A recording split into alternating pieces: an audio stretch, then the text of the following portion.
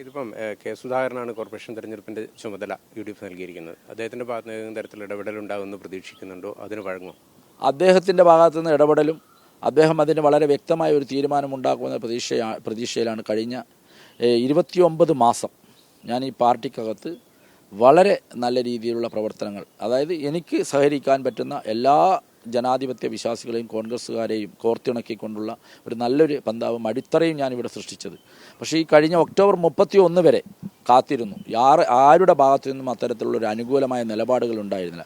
ഇനി അതേക്കുറിച്ച് ചിന്തിക്കേണ്ട എന്ന് തന്നെയാണ് നമ്മുടെ സമിതി തീരുമാനമെടുത്തിരിക്കുന്നത്. 2015 കണ്ണൂർ കോർപ്പറേഷൻ രൂപീകരിക്കപ്പെട്ട ആദ്യ തെരഞ്ഞെടുപ്പ് നടന്ന ഘട്ടത്തിൽ കണ്ണൂർ കോർപ്പറേഷനിലെ കറുത്ത കുതിര എന്ന് വിശേഷിപ്പിക്കപ്പെട്ട വ്യക്തിയാണ് PK രാഗേഷ്. അന്ന് കോൺഗ്രസ് വിമതനായി മത്സരിച്ചു. പിന്നീട് ഭരണം നിയന്ത്രിക്കുന്നതിലെ പ്രധാന വ്യക്തിയായി മാറിയ PK രാഗേഷ് ഇത്തവണയും 10 വർഷങ്ങൾക്ക് ശേഷം വീണ്ടും തെരഞ്ഞെടുപ്പ് എടുക്കുമ്പോൾ ഇത്തവണയും അതേ ഒരു നിർണായക ശക്തിയായി മാറുകയാണ്. LDF പലതരത്തിലുള്ള ചർച്ചകൾ നടത്തുന്നുണ്ട്. കഴിഞ്ഞ ദിവസം LDF കൺവീനർ ഈ കാര്യം സ്ഥിരീകരിക്കുകയും ചെയ്തിരുന്നു. PK രാഗേഷിൻ്റെ രാജീവ് കൾച്ചറൽ ഫോറം എന്ന് പറയുന്ന ആ സംഘടനയുമായിട്ടാണ് CPM അതുപോലെ തന്നെ ഇടതുമുന്നണിയും ചർച്ച നടത്തി വരുന്നത്. ഏതായാലും PK രാഗേഷ് ഇപ്പം നമ്മോടൊപ്പം ചേരുകയാണ്. 2015 ശേഷം വീണ്ടും ഒരു നിർണായക ശക്തിയായിട്ട് മാറാൻ വേണ്ടി പോവുകയാണ്. എങ്ങനെയായിരിക്കും തെരഞ്ഞെടുപ്പിൻ്റെ കാര്യങ്ങളിലേക്ക് വരുമ്പോൾ സഖ്യ ആലോചനകളും മറ്റും നടന്നിട്ടുണ്ടോ? എങ്ങനെയാണ് അതിൻ്റെ കാര്യങ്ങൾ വിശദീകരിക്കുക? കണ്ണൂരിനെ സംബന്ധിച്ചിടത്തോളം ഐക്യ ജനാധിപത്യ മുന്നണി ഉമ്മൻചാണ്ടി സർക്കാർ ഉൾപ്പെടെയാണ് കണ്ണൂരിനെ കോർപ്പറേഷനാക്കി മാറ്റിയത്. ആ കോർപ്പറേഷൻ UDF ഭരിക്കണമെന്ന ആഗ്രഹത്തോടു കൂടിയാണ് പുതുതായി ഒരു കോർപ്പറേഷൻ രൂപീകരിച്ചത്. പക്ഷേ ആ ആഗ്രഹങ്ങളൊക്കെ അട്ടിമറിച്ചുകൊണ്ടാണ് കണ്ണൂരിലെ UDFൻ്റെ നേതൃത്വം അന്ന് പെരുമാറിയത്. അതുകൊണ്ട് തന്നെ 3/2 ഭൂരിപക്ഷം ലഭിക്കേണ്ട കണ്ണൂർ കോർപ്പറേഷൻ UDFന് നഷ്ടപ്പെട്ടത് ജില്ലാ നേതൃത്വത്തിൻ്റെ പിടിപ്പുകോടുകൊണ്ടാണ്. അത് വീണ്ടും ആവർത്തിക്കുന്ന രീതിയിലുള്ള ഒരു പ്രവർത്തനത്തിലേക്കാണ് 2025 എത്തുമ്പോഴത്തേക്ക് വീണ്ടും കൊണ്ടുപോകുന്നത്. ഇത് കോൺഗ്രസിൻ്റെ ആകെ ഉള്ള നേതാക്കന്മാരുടെ തീരുമാനമല്ല. 3-4 പേരുടെ ഒരു കോക്കസാണ് കണ്ണൂർ ജില്ലാ കോൺഗ്രസ് എന്ന് പറയുന്നത്. ആ കോൺഗ്രസ് നേതൃത്വം എന്ന് പറയുന്നത് എല്ലാ വിഭാഗം ജനങ്ങളെയും ഒരുമിച്ച് നിർത്താനുള്ള പ്രവർത്തനമല്ല അവർ നടത്തുന്നത്. ഒരു വിഭാഗത്തെ പിണക്കി മാറ്റി അടർത്തി പുറത്തേക്ക് തള്ളിവിട്ടുകൊണ്ട് ഞങ്ങൾക്ക് മാത്രം ഇത് ഭരിക്കാം എന്നുള്ള അവരുടെ വ്യാമോഹമാണ് ഈ ചിന്തകളിലേക്ക് എത്തിച്ചിരിക്കുന്നത്. അതുകൊണ്ട് തന്നെ 2025 കണ്ണൂരിലെ ആത്മാർത്ഥതയുള്ള കോൺഗ്രസ്സുകാർ എല്ലാം ഇതിനെ തിരിച്ചറിഞ്ഞുകൊണ്ടിരിക്കുകയാണ്. ആ തിരിച്ചറിവ് വോട്ടായി മാറും. അതനുസരിച്ച് വീണ്ടും 2015 ആവർത്തിച്ച് UDF പുറന്തള്ളപ്പെടുന്ന ഒരു അവസ്ഥ കണ്ണൂരിൽ ഉണ്ടാവുമെന്നാണ് ഞാൻ പ്രതീക്ഷിക്കുന്നത്. PK രാഗേഷിൻ്റെ പിന്തുണ ഇപ്പോൾ പൂർണ്ണമായിട്ട് LDFന് എന്ന് പറയുന്ന ഒരു സാഹചര്യത്തിലേക്ക് കാര്യങ്ങൾ എത്തിയോ? ഒരിക്കലുമില്ല. ഞങ്ങൾ ഇന്നലെ രാത്രി ഞാനും കണ്ണൂരിലെ N ചന്ദ്രൻ്റെ പ്രസ്താവന കണ്ടു. ഞങ്ങൾ സംസാരിച്ചു. ഞാനും അല്ലെങ്കിൽ ബന്ധപ്പെട്ടവർ ഇതുവരെയായി അത്രയും ഒരു ചർച്ചകളും ആരുമായി നടത്തിയില്ല. ഞങ്ങൾ അന്നും ഇന്നും പറയുന്നത് കണ്ണൂരിനെ സംബന്ധിച്ചിടത്തോളം ഞങ്ങൾ വളരെ വ്യക്തമായ ഒരു അജണ്ട കണ്ണൂരിലെ ജനതയ്ക്ക് മുമ്പാകെ വെച്ചിട്ടുണ്ട്. അഴിമതിരഹിത കോർപ്പറേഷൻ, അഴിമതിരഹിതമായി ആർക്കും ഏത് സമയത്തും ഓഫീസിലേക്ക് കടന്നു വന്നാൽ അവർക്ക് സൗജന്യമായി സേവനം. നമ്മൾ പബ്ലിക് സർവൻ്റ് എന്ന് പറയുന്ന ഞാൻ ഉൾപ്പെടെ ഉള്ള ഉദ്യോഗസ്ഥന്മാർ പബ്ലിക് സർവൻ്റാണ്. ആ പബ്ലിക് സർവൻ്റ് എന്ന എല്ലാ അർത്ഥവും ജനങ്ങളിലേക്ക് എത്തിക്കുക എന്നതാണ് നമ്മുടെ പ്രധാന കർത്തവ്യം. അതുകൊണ്ട് തന്നെ അവർക്ക് സുതാര്യവും സത്യസന്ധമായി സമയബന്ധിതമായുള്ള സേവനം ലഭ്യമാക്കുക എന്നതാണ് നമ്മൾ ആദ്യത്തെ അജണ്ട. രണ്ടാമത് കണ്ണൂരിൻ്റെ വികസന ലക്ഷ്യമാണ്. 2030 എന്ന് പറയുന്ന വിഷനോടുകൂടിയാണ് ഞങ്ങൾ ഈ ഇലക്ഷനെ നേരിടുന്നത്. അതിന് നമ്മളോട് സഹകരിക്കുന്ന എല്ലാവരുടെ വോട്ടും നേടിക്കൊണ്ടാണ് ഞങ്ങൾ മുന്നോട്ട് പോകുക. അതിന് പ്രത്യേകിച്ച് ഓരോ വിഭാഗത്തിനെ നമ്മൾ ക്ഷണിക്കുകയോ ചർച്ച ചെയ്യുകയോ ചെയ്തിട്ടില്ല. ഞങ്ങളുമായി സഹകരിക്കാൻ തയ്യാറുള്ള എല്ലാവരുമായി സഹകരിക്കാൻ ഞങ്ങൾ തയ്യാറാണ്. അപ്പോൾ നമ്മൾ മത്സരിക്കുന്ന സംവിധാനം അത് ഈ പറയുന്ന 56 ഡിവിഷനുകളിൽ മത്സരിക്കുക അല്ല, എങ്ങനെയായിരിക്കും അതിൻ്റെ ഒരു? നമ്മളെ സംബന്ധിച്ചിടത്തോളം 56 ഡിവിഷനുകളിൽ മത്സരിക്കണമെന്നാണ് നമുക്ക് ഏറ്റവും വലിയ ആഗ്രഹം. അഴിമതിരഹിത ഭരണത്തിന് ആഗ്രഹിക്കുന്നവരും അതോടൊപ്പം തന്നെ വികസനത്തിന് 2030 വിഷൻ നമ്മൾ ഉണ്ടാക്കിയിട്ടുണ്ട്. ആ 2030 വിഷൻ ഉൾപ്പെട്ടുകൊണ്ട് പ്രവർത്തിക്കാൻ ആഗ്രഹിക്കുന്നവരെയൊക്കെ നമ്മൾ കൂട്ടും. നമ്മളിപ്പോൾ ഏകദേശം 15-ലധികം സ്ഥാനാർത്ഥികളെ ഐക്യജനാധിപത്യ സംരക്ഷണ സമിതിയുടെ ലേബലിൽ മത്സരിപ്പിക്കുന്നതിന് ഏകദേശം ധാരണയായിട്ടുണ്ട്. ബാക്കിയുള്ള സഹകരിക്കാൻ തയ്യാറുള്ളവരുമായി സഹകരിച്ചുകൊണ്ട് മുന്നോട്ട് പോകാം എന്നാണ് നമ്മളിപ്പോൾ തീരുമാനമെടുത്തിരിക്കുന്നത്. നിലവിലെ തെരഞ്ഞെടുപ്പിന് മുൻപായിട്ട് ഏതെങ്കിലും തരത്തിലുള്ള സഖ്യ ഇടപെടലുകൾ ഒരു സഖ്യകക്ഷികളുമായി ഒരു ചർച്ചയോ ഒരു സഖ്യകക്ഷിയാകാനോ ഞങ്ങൾ ഇതുവരെ അത്തരം ഒരു ചിന്തയോ അല്ലെങ്കിൽ ഒരു പ്രവർത്തനത്തിലോ നമ്മൾ നേതൃത്വം നൽകിയിട്ടില്ല. ഒരു ഘട്ടത്തിൽ 2015 ആവർത്തിക്കുകയാണെങ്കിൽ അന്നേരത്തെ ഒരു സഖ്യ തീരുമാനങ്ങളിലേക്ക് പോകേണ്ടി വരുന്ന 2015 സംബന്ധിച്ചിടത്തോളം നമ്മൾ വളരെ വ്യക്തമായ ഒരു ധാരണ, ആർക്കും ഉപാധിരഹിതമായ ഒരു പിന്തുണയാണ്. നമ്മളോട് ആരും പിന്തുണക്ക് ആവശ്യപ്പെട്ടിട്ടില്ല. 2015 ഞങ്ങൾ പ്രതിഷേധ വോട്ട്, ഞങ്ങളിവിടെ മത്സരിച്ചത് ഇവിടുത്തെ UDFിൻ്റെ ജില്ലാ കോൺഗ്രസ് കമ്മിറ്റിയുടെ നിഷേധാത്മക നയത്തിനെതിരെ മത്സരിച്ചു. ആ നിഷേധാത്മക നയം ശരിയാണ് എന്ന് ഇവിടുത്തെ ജനങ്ങൾക്ക്, വോട്ടർമാരാണ് തീരുമാനിക്കുക, ആ വോട്ടർമാർക്ക് ബോധ്യപ്പെട്ടു ഇത് രാകേഷ് പറയുന്നത് ശരിയാണ്. അതുകൊണ്ട് എന്നെ വിജയിപ്പിച്ച് വിട്ട അവർക്ക് വിരുദ്ധമായ ഒരു വോട്ട് നിലപാട് ഞാൻ എടുത്തിട്ടില്ല. ഞാൻ പ്രതിഷേധ സൂചകമായി രാവിലെ നടന്ന തെരഞ്ഞെടുപ്പിൽ മേയർക്ക് വോട്ട് ചെയ്തു. അതല്ല ഒരു ധാരണയുടെ പുറത്താണെങ്കിൽ രാവിലെ മേയർക്കും ഉച്ചക്ക് വോട്ട് ചെയ്യാതിരിക്കുകയും ചെയ്യുന്ന ഒരു സംഭവം ലോകത്ത് എവിടെയും ഉണ്ടാവില്ല.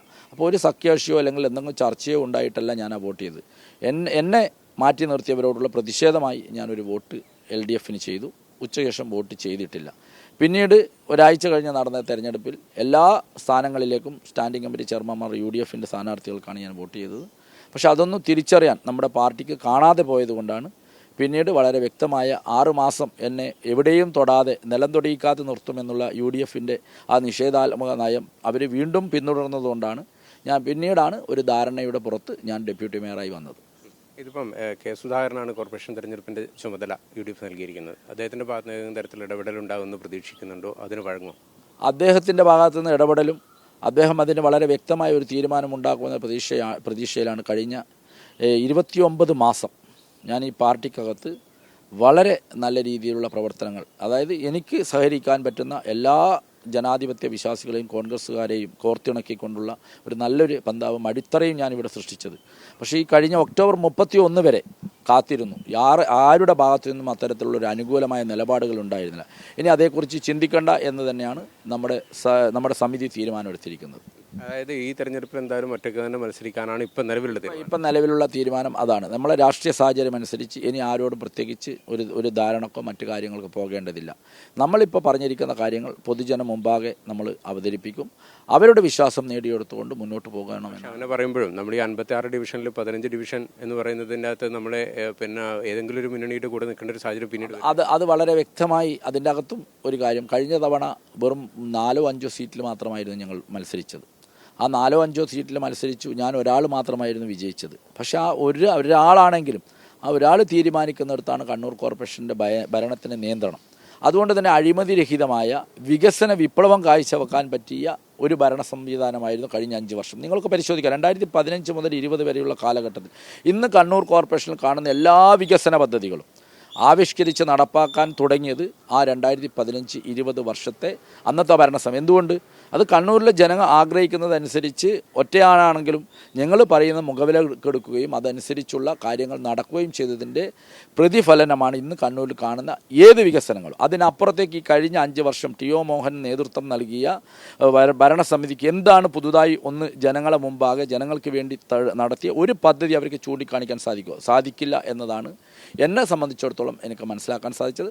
അതുപോലെ തന്നെ ഞങ്ങൾ 15 ആളോ അല്ലെങ്കിൽ 20 ആളോ മത്സരിച്ചാൽ ഞങ്ങൾക്ക് ഭൂരിപക്ഷം കിട്ടില്ലെന്ന്. പക്ഷേ കണ്ണൂർ കോർപ്പറേഷൻ്റെ ഭരണം നിയന്ത്രിക്കാൻ പറ്റുന്ന രീതിയിൽ, കണ്ണൂർ കോർപ്പറേഷൻ ജനങ്ങൾ ആഗ്രഹിക്കുന്ന രീതിയിലേക്ക് നമ്മൾക്കൊരു മാറ്റം കൊണ്ടുവരാൻ തീർച്ചയായും ഞങ്ങൾക്ക് സാധിക്കുമെന്നുള്ള ശുഭപ്രതീക്ഷയിലാണ് നമ്മൾ. ഈ കോൺഗ്രസ് നിഷേധാത്മക നിലപാട് തിരുത്തി കഴിഞ്ഞാലേ വീണ്ടും കോൺഗ്രസിൻ്റെ സംവിധാനങ്ങളിലേക്ക് UDFിലേക്ക് പോകുന്ന കാര്യം അത് കോൺഗ്രസ് അല്ല നിഷേധാത്മക നയം എടുക്കുന്നത്. കോൺഗ്രസ് എന്ന് പറയുന്ന വലിയൊരു പാർട്ടി, വലിയൊരു പടവൃക്ഷമാണ്. പക്ഷേ അതിനകത്തുള്ളൊരു 2-3 പേര് നിയന്ത്രിക്കുന്ന ഒരു കോക്കസാണ് ഇതെല്ലാം തീരുമാനിക്കുന്നത്. ആ കോക്കസിൻ്റെ മനോഭാവവും കോക്കസിൻ്റെ നിലപാടുകളും മാറാതെ കോൺഗ്രസുമായി സഹകരിക്കണോ വേണ്ടിയോ എന്നത് വളരെ വളരെ ഗൗരവമായി ചിന്തിക്കേണ്ട വിഷയമാണ്. ഇവരൊക്കെ മാറ്റി നിർത്താതെ, എന്നുവെച്ചാൽ പ്രത്യേകിച്ച് കണ്ണൂർ ടൗണിലോ കണ്ണൂരിലുമായി ബന്ധപ്പെടുന്നവരല്ല, പുറത്തു നിന്ന് വരുന്ന ആളുകളാണ് ഇപ്പോൾ കണ്ണൂർ കോർപ്പറേഷൻ്റെ നേതൃത്വത്തിലുള്ളത്. അത് നിങ്ങൾ ഓരോ ആളെയും എടുത്ത് പരിശോധിച്ചോ. അപ്പോൾ അത്തരം ആളുകൾക്ക് ഇവിടെ ജനിച്ച് വളർന്ന രാഷ്ട്രീയ പ്രസ്ഥാനം ഇവിടെ ഉണ്ടാക്കിയെടുക്കാൻ, ഈ പാർട്ടിയെ പടുത്തുയർത്താൻ വേണ്ടി ചോരയും നീരും ഒരുപാട് രക്തസാക്ഷികളും കൊടുത്ത ഈ കണ്ണൂരിൻ്റെ മണ്ണിൽ എങ്ങനെയാണ് ഇവരൊക്കെ വളർന്നു വന്നതെന്ന് ഇവരിപ്പോൾ ഇതിൻ്റെ മുകളിൽ, പരവതാനിയുടെ മുകളിലൂടെ സഞ്ചരിക്കുന്നവരാണ് ഇന്നത്തെ രാഷ്ട്രീയ നേതാക്കന്മാർ കണ്ണൂരിലെ. നിങ്ങൾ നോക്കിക്കോ, 10 വിരലുള്ള അവരെ ആരെങ്കിലും വിരലിൻ്റെ നഖത്തിന് പോലും പോറലേൽക്കാത്ത നേതാക്കന്മാരാണ് ഇന്ന് കണ്ണൂരിലെ കോൺഗ്രസിൻ്റെ DCC നേതൃത്വം എന്ന് പറഞ്ഞത്. നിങ്ങൾ ഓരോ ആളും ആർക്കെങ്കിലും ക്രിമിനലായിട്ടോ അല്ല മറ്റു രീതിയിൽ രാഷ്ട്രീയ കേസുകളോ മറ്റെന്തെങ്കിലും ഉണ്ടോ? വളരെ അപൂർവമാണ്. എന്തുകൊണ്ടാണ്? അവർ രാഷ്ട്രീയ വിഷയങ്ങളിലൊന്നും ഇടപെടാതെ ഈ രാഷ്ട്രീയത്തിന് മുകളിൽ നിന്നുകൊണ്ട് നിയന്ത്രിക്കുന്ന ഒരു സംവിധാനം. ഇതിൽ നിന്ന് എന്താണ് ലഭിക്കുക എന്നത് മാത്രമാണ് അവരുടെ ലക്ഷ്യം. ആ ലക്ഷ്യം ഇല്ലാതാക്കുക എന്നതാണ് എൻ്റെ ലക്ഷ്യം. എന്നുവെച്ചാൽ ഈ പാർട്ടിയെ വിറ്റ് കാശാക്കുന്ന, പാർട്ടിയുടെ സാധാരണക്കാരായ ലക്ഷക്കണക്കിന് ജനങ്ങളുടെ വിയർപ്പൊഴുക്കി ഉണ്ടാക്കിയിരിക്കുന്ന ഈ പ്രസ്ഥാനത്തിനെ വിറ്റ് കാശാക്കുന്ന ഈ നേതൃത്വം ഇവിടെ നിന്ന് മാറണം. എല്ലാത്തിടത്തോളം കോൺഗ്രസിന് ഇനി രക്ഷയില്ല. കണ്ണൂരിൽ കോൺഗ്രസ് എന്ന് പറയുന്നത് എടുക്കാത്ത ഒരു സംഭവമായി മാറിക്കൊണ്ടിരിക്കുകയാണ്.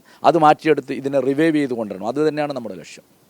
കൃത്യമായിട്ട് പി കെ രാഗേഷ് സസ്പെൻസ് നിലനിർത്തിക്കൊണ്ട് തന്നെയാണ് പറയുന്നത്. 2015 ഉണ്ടായിരുന്ന അതേ സസ്പെൻസ് 2025 എത്തുമ്പോഴും അദ്ദേഹം പുലർത്തുന്നുണ്ട്. കോൺഗ്രസിലുള്ള ഒരു കോക്കസിൻ്റെ കളിക്കെതിരെ അവരുടെ നീക്കങ്ങൾക്കെതിരെയാണ് തൻ്റെ നിലനിൽപ്പ് എന്ന് അദ്ദേഹം പറയുന്നു.